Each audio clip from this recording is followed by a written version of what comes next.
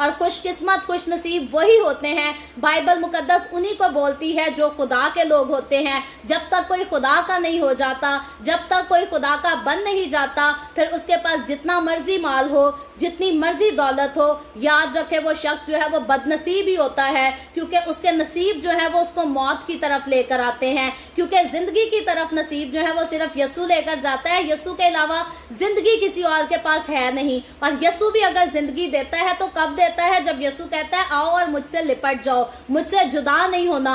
यीशु कहता है जो मुझ में कायम रहेगा और फल लाएगा वही जो है वो जिंदगी पाएगा। और जिसने यीशु में कायम ही नहीं रहना, जिसने यीशु के लिए कोई फल ही नहीं लाना, फिर वो बाहर जितनी जाकर मर्जी बेवाओं को खाने खिलाता फिरे, जितने मर्जी यतीम बच्चों को अपने घर में रखे, उनको कपड़े पहनाए। याद रखें दुनिया की ये सारी नेकियां किसी के काम नहीं आएंगी अनलेस कि आप यीशु के साथ जुड़े रहें, यीशु में पेवस्त हो जाएं और फिर जाकर ये नेकियां करें तो इनका बदला आपको मिलेगा। लेकिन अगर आप यीशु को अपनी जिंदगी नहीं देते, यीशु में कायम नहीं रहते, तो दूसरी नेकियां जो है वो आपको जन्नत में नहीं लेकर जा सकती। शायद दूसरी नेकियां जो है इस दुनिया में तो आपकी इज्जत को बढ़ा सकती हैं, आपको बहुत सारे डोनर्स मिल जाएंगे जब आप तस्वीरें लगाएंगे कि हमने इतने घरों को खाना बांटा है, हमने इतनी औरतों को कपड़े लेकर दिए हैं। तो शायद अमेरिका से, यूके से, कनाडा से आपको बड़े बड़े डोनर मिल जाएं जो मिलियंस में भी पैसा दें, लेकिन हमेशा की जिंदगी आपको जो है वो कोई नहीं दे सकता।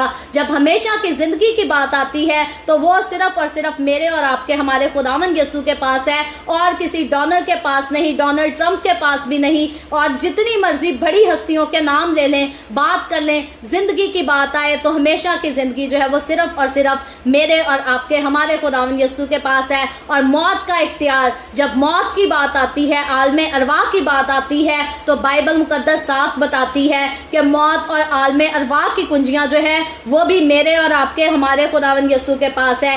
ऐसा मुमकिन नहीं कि एक इंसान ने सारी जिंदगी खुदा की हकारत की है, उसके साथ चलने से इनकार किया है और आखिर में शायद इब्लीस आकर उसे फेवर दे देगा और उसको जहन्नुम में जाने से रोक लेगा। याद रखें जहन्नुम में जो लोग जाते हैं वो खुदा की मर्जी से जाते हैं और जो आसमान की बादशाही में जाते हैं वो भी खुदा की मर्जी से जाते हैं। तो इसीलिए मुझे और आपको आज ही फैसला करना है कि मैं और आप, हम किस डायरेक्शन पे जा रहे हैं, हमें कहाँ जाना है। अगर हमें फंड्स भी मिल रहे हैं, अगर हमें सब कुछ मिल रहा है, दुनिया हमारी जय जयकार भी करती है और कहते हैं कि भैया आप अपनी कौम के लिए बहुत अच्छा काम कर रहे हैं, तो याद रखें अगर हम यीशु के साथ जुड़े नहीं, अगर हम यीशु के ताबेदार नहीं, तो दुनिया की वाह से हमें कोई फायदा नहीं होने वाला। क्योंकि ये वक्ती तौर का है, ये वक्त के साथ साथ सब कुछ खत्म हो जाना है और जो चीज इटर्नल है वो इटर्नल हमेशा के लिए जो है वो जहन्नुम में चली जानी है अगर हम यीशु के साथ ना लिपट कर रहेंगे।